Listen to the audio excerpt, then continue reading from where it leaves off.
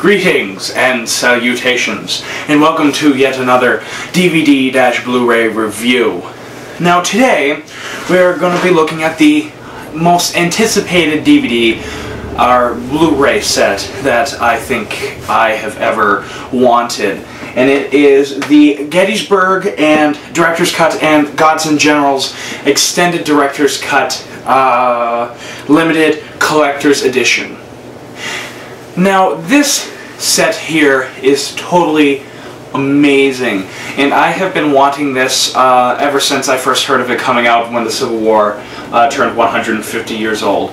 Now, one thing that I really like about both of these movies, not that I'm a Civil War buff or anything, I mean, God, I never dreamed of being a Civil War buff. Yeah, I'm a Civil War buff. Is really how well these movies depict how, you know, the Civil War worked in general.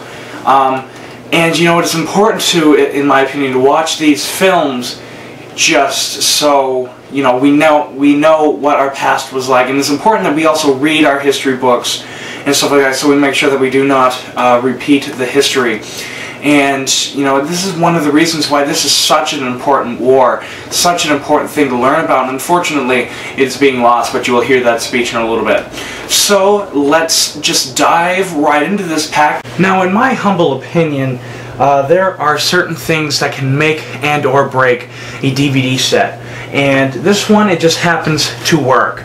And again, it's the coloration. As we saw with the Toho Masterworks Gojira DVD, this has great coloration. Commemoration of the 150th anniversary of the Civil War. I really love that. It's well laid out, great fonting.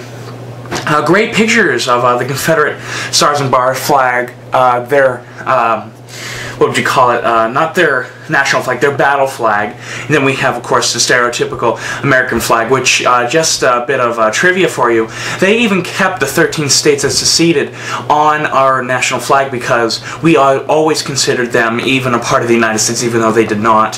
So that's just a bit of interesting trivia. And I really love how they're torn apart and shot up. Really could possibly represent how history works, or that there's always going to be times that are tough in American history, but it really makes us who we are.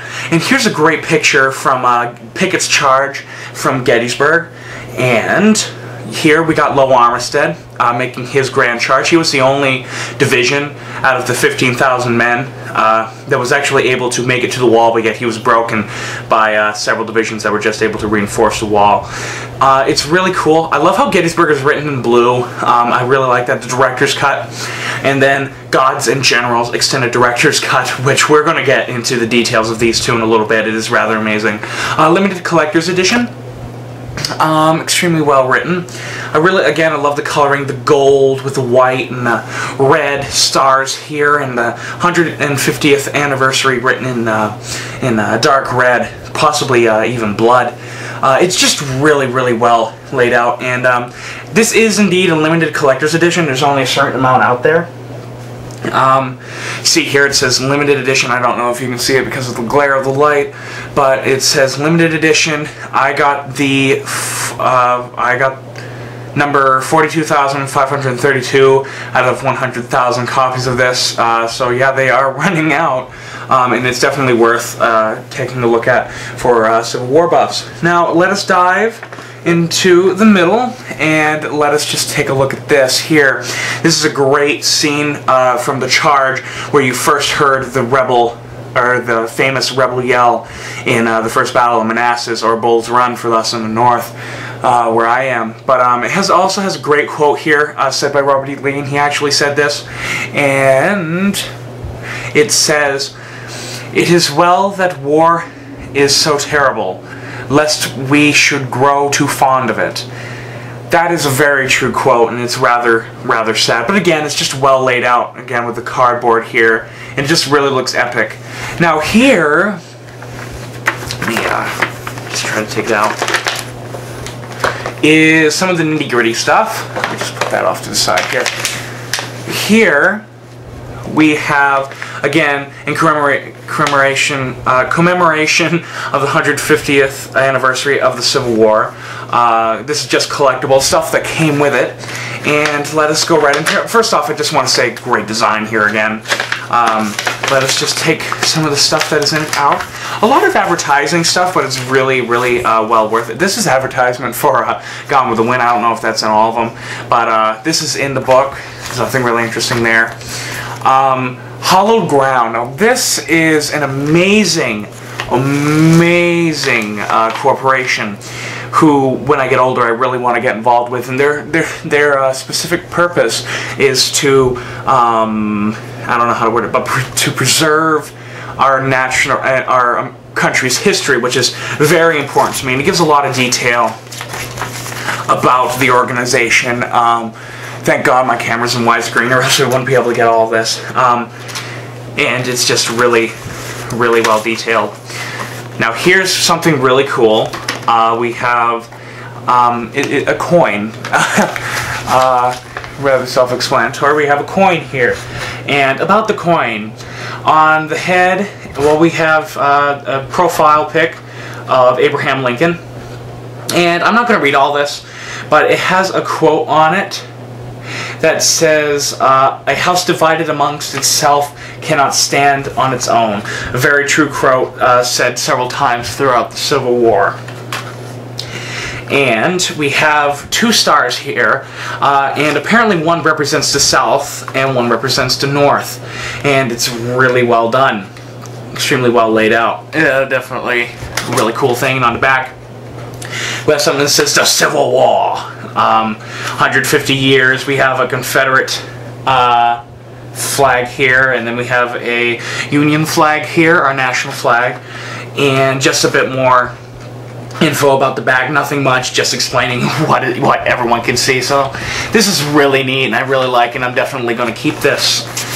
Again, some more advertisement for National Geographic. I love this organization, though. Nothing really to be said here. This goes with it. It's the Civil War artifacts and correspondence. This is really interesting. It gives us a lot of pictures and so on and so forth of letters soldiers wrote to their loved ones from both North and South, as well as some pretty interesting photos I haven't really seen before. And considering that I'm a really huge Civil War buff, I dove right into this and really liked it. It's really cool here. Here's General George Meade. Several others, you know, it's really cool, and I really like this a lot. And I have to say, it's extremely well laid out.